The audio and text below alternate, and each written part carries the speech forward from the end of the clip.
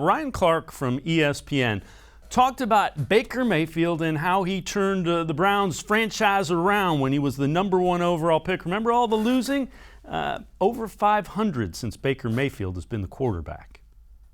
Listen, you can't say he hasn't done that, but the problem is Baker Mayfield actually doesn't get a lot of the praise for doing that because we haven't seen Baker Mayfield necessarily take over games or Baker Mayfield be the reason why they were so good last year. It was about Kevin Stefanski. It was about the offensive line. It was about the running backs. And now this year it'll be about this improved defense. What Baker Mayfield has to do is just keep winning. They had an opportunity last year in Kansas City where they pushed the Kansas City Chiefs to the brink, and it took a Chad Henne fourth down play in order for that team to beat the Cleveland Browns. And so when you look at Baker Mayfield, he should bet on himself. He should bet on himself because he has everything surrounding him to be great. Now, does Baker Mayfield necessarily get the praise that he should get? No. But I also don't think he gets all of the criticism. And so Baker Mayfield has a chance to break the bank. It's just about winning. If he gets the Cleveland Browns to a Super Bowl after that team being in the position it was in when it drafted him, you can no doubt and in no way keep him from getting his money. And Mac, I think he's going to get his money either way, but yeah, I understand what Ryan Clark is saying. I think Baker Mayfield, the ceiling is pretty high. I think he is ascending, and I'm not sure how high he can go yet.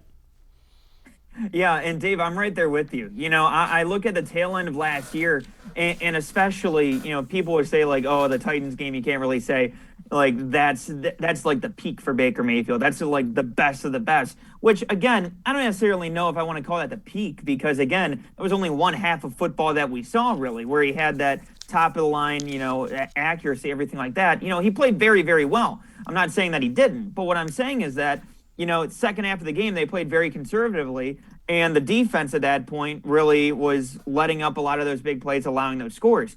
For Baker Mayfield, I think that this is just him getting comfortable in the system. This isn't even getting into the advanced stuff, and, you know, he talked about that a little bit at practice today. You know, the fact that they're now getting into some of the complicated formations, some of the complicated, you know, concepts for the offense.